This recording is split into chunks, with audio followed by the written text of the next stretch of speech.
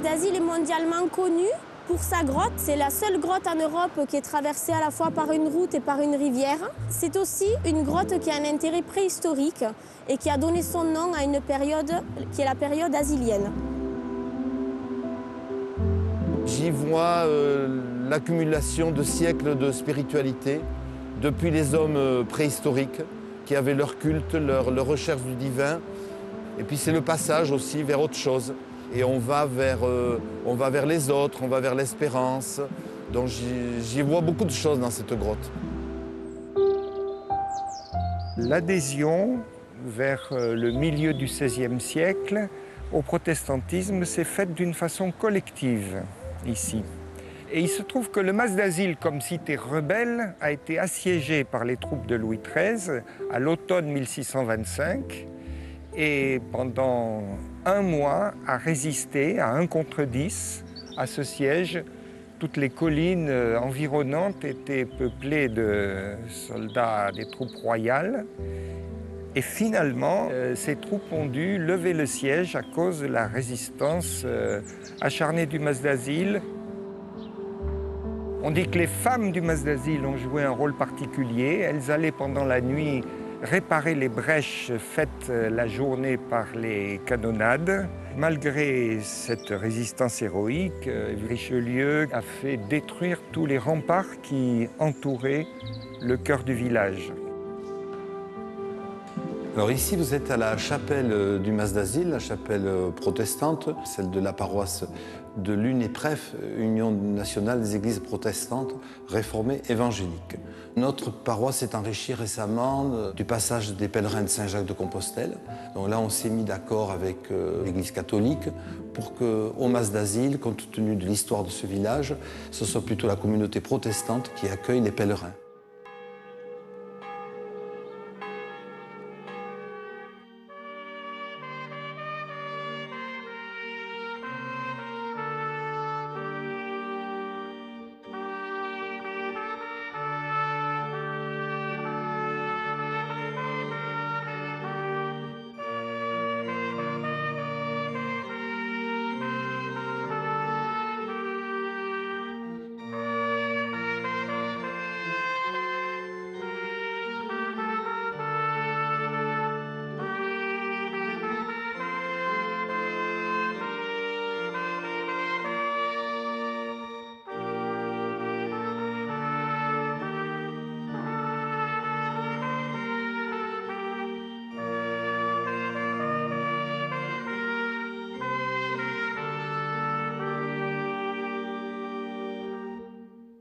Levons-nous pour invoquer l'Éternel.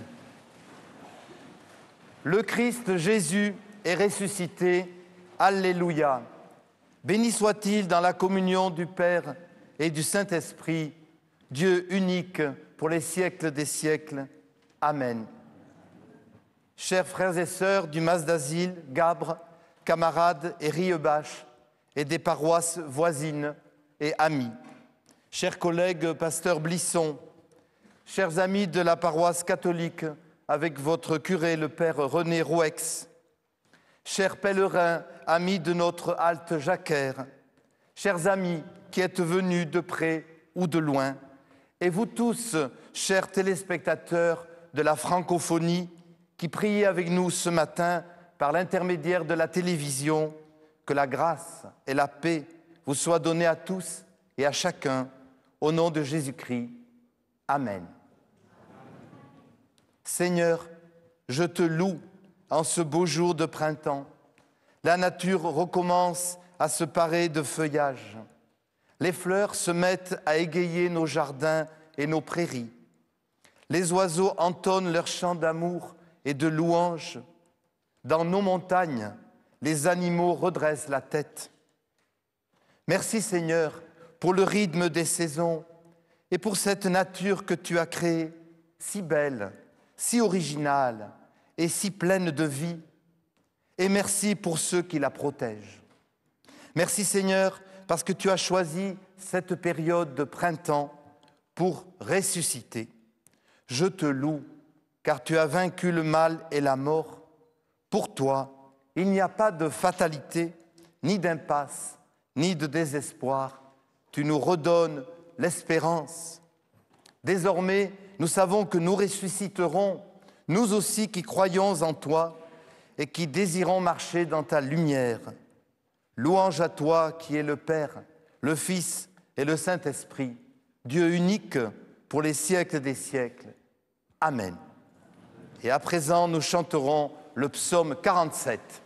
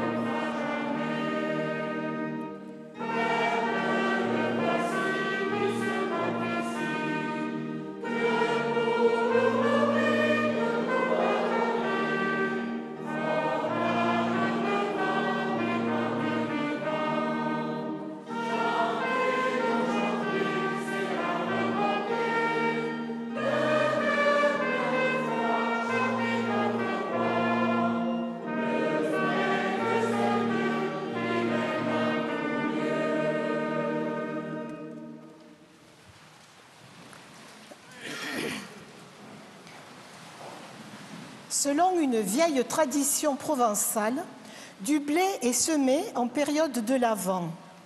On l'appelle le blé de l'espérance. Nous avons semé du blé en décembre. Il a poussé comme le blé de l'Évangile dans nos vies. Le voici aujourd'hui bien verdoyant. Comme dans la parabole du semeur, les grains de blé représentent la parole de Dieu, la terre qui les a fait fructifier, nos cœurs. Cherche la lumière si tu veux que ton cœur soit comme une terre pour le grain du semeur. Cette parabole du semeur, les enfants vont maintenant la chanter.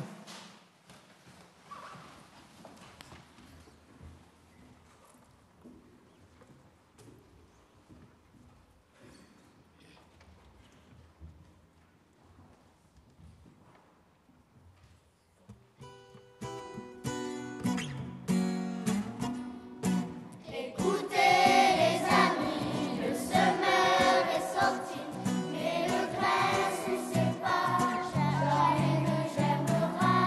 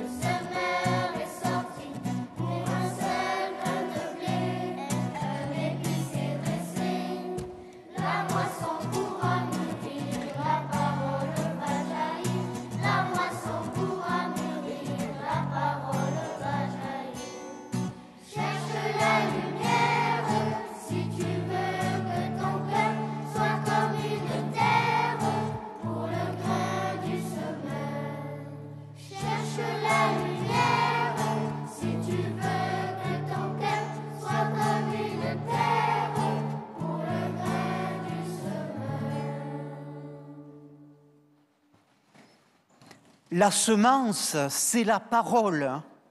Celui qui fait croître, c'est Dieu. Celui qui pardonne, c'est Jésus, par son sacrifice sur la croix.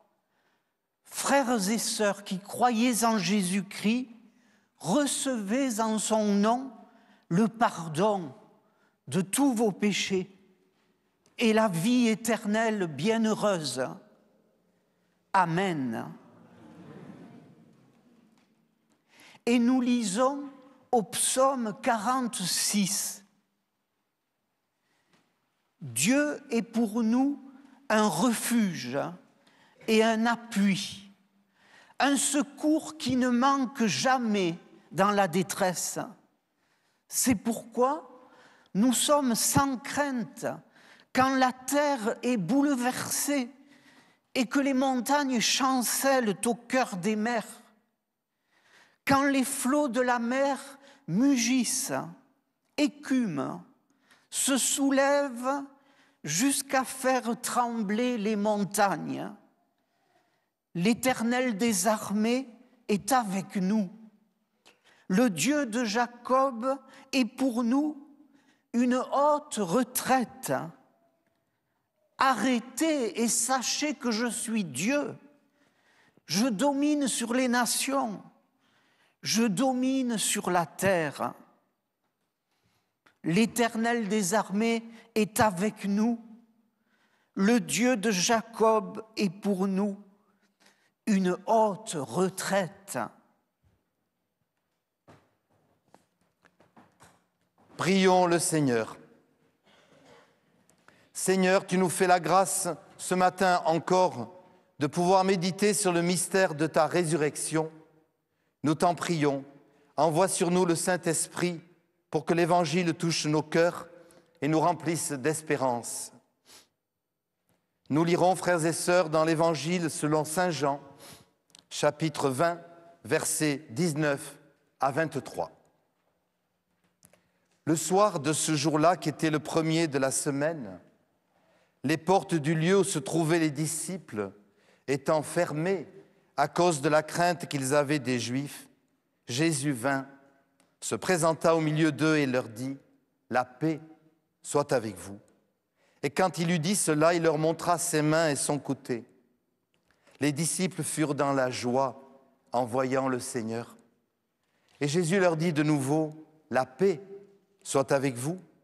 Comme le Père m'a envoyé, moi aussi je vous envoie. » Après ces paroles, il souffla sur eux et il leur dit « Recevez le Saint-Esprit. Ceux à qui vous pardonnerez les péchés, ils leur seront pardonnés. Ceux à qui vous les retiendrez, ils leur seront retenus. » Frères et sœurs, ce texte nous place au soir de Pâques. Jésus ressuscité est déjà apparu à Marie-Madeleine et aux disciples d'Emmaüs. Les apôtres ont entendu ces témoignages, mais ils n'y ont pas cru. Alors, ils se sont enfermés dans une pièce, comme pour y tenir conseil et aussi pour se réconforter mutuellement. Ils ont peur. En effet, ils pensent probablement que les autorités religieuses qui ont réussi à crucifier Jésus vont s'en prendre à eux maintenant que le Maître n'est plus là. C'est alors que Jésus arrive en personne dans ce lieu sans prévenir.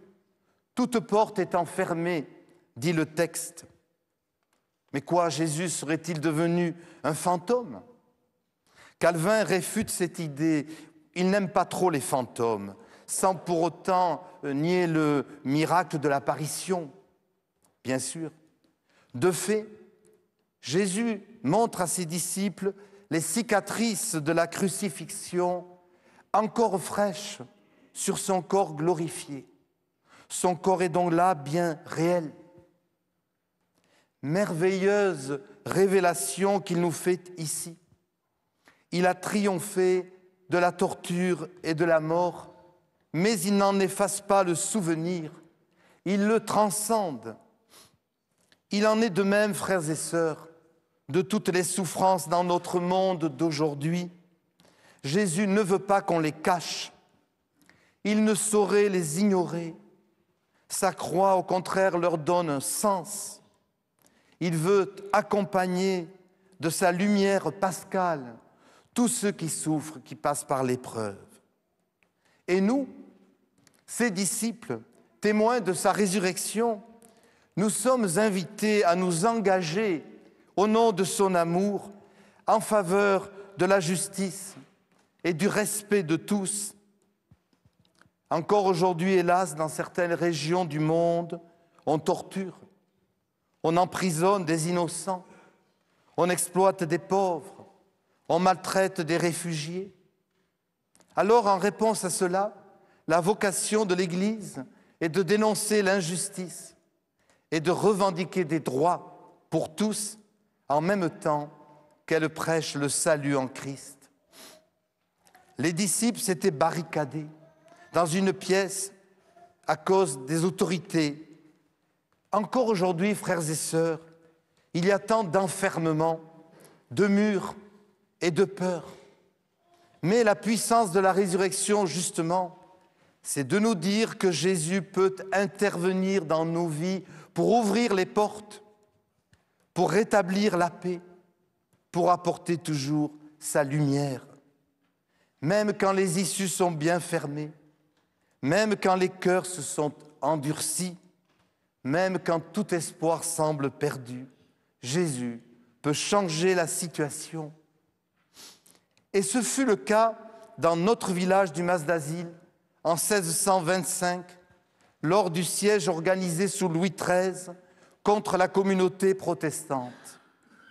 Les villageois, enfermés derrière les remparts qui existaient à l'époque, ont dû subir les foudres de l'armée royale qui avait ordre de les écraser et qui pensait la chose facile. Mais une résistance s'est organisée. Tout le monde s'y est mis, femmes et hommes, protestants et catholiques. La chose paraissait impossible. Comment une poignée de soldats, alors certes entraînés par de vaillants officiers, comment pouvait-elle résister aux canonnades et aux puissants assauts du maréchal de Thémines?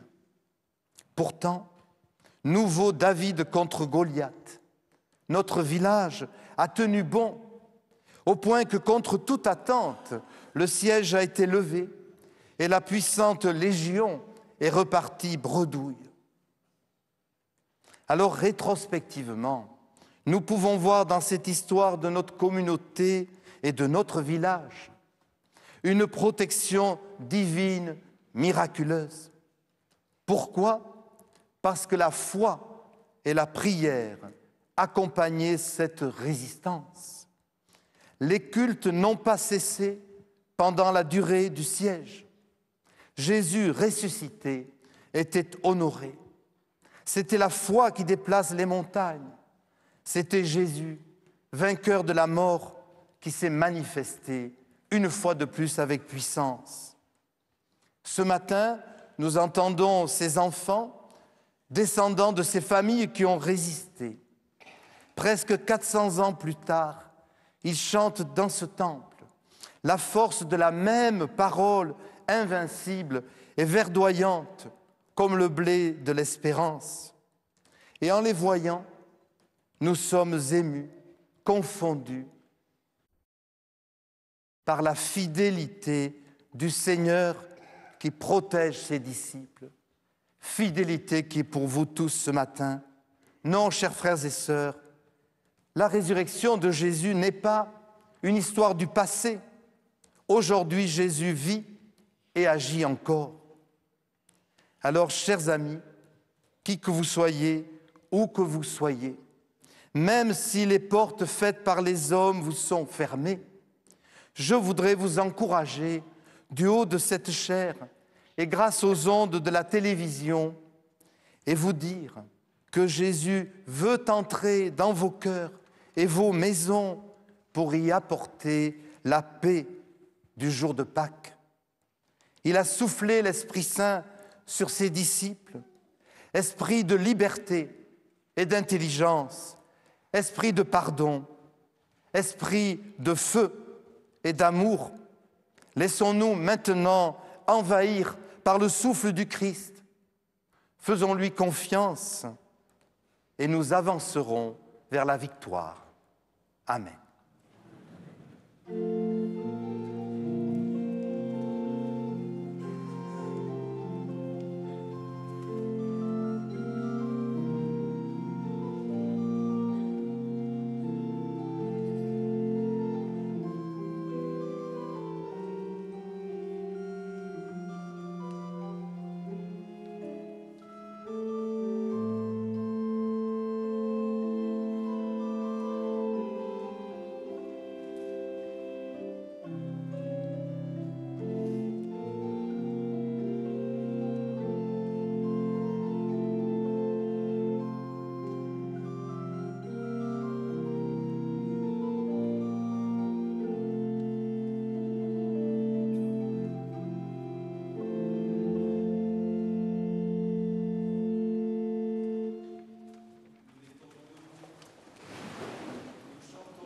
Rock séculaire.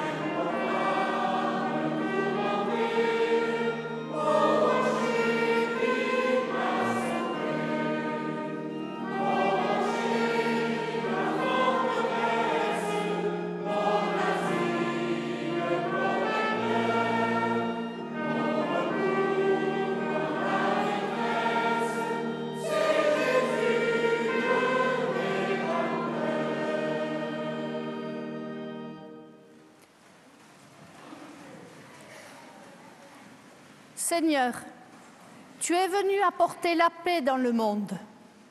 Nous te prions pour que partout sur terre, les efforts de paix et de dialogue soient toujours préférés aux solutions violentes. Seigneur, le jour de Pâques, tu as donné la paix aux apôtres. Nous te prions pour tous ceux d'entre nous qui, ce matin, n'ont pas la paix dans le cœur, pour toutes sortes de raisons. Que tu les encourages et guérisses leurs blessures, et que la lumière du Saint-Esprit éclaire leur cœur. Seigneur, tu t'es manifesté aux disciples réunis. Nous te prions pour tous les chrétiens qui forment ensemble, avec leurs différences, l'unique Église de Jésus-Christ. Qu'ils soient unis pour annoncer au monde entier que tu es le Messie et le Seigneur du monde. afin que ton amour triomphe toujours et partout. Tous ensemble, disons avec confiance la prière du Seigneur. Notre Père qui es aux cieux, que ton nom soit sanctifié, que ton règne vienne, que ta volonté soit faite sur la terre comme au ciel. Donne-nous aujourd'hui notre pain de ce jour. Pardonne-nous nos offenses, comme nous pardonnons aussi à ceux qui nous ont offensés. Et ne nous laisse pas entrer en tentation, mais délivre-nous du mal, car c'est à toi qu'appartiennent le règne, la puissance et la gloire, pour les siècles des siècles. Amen.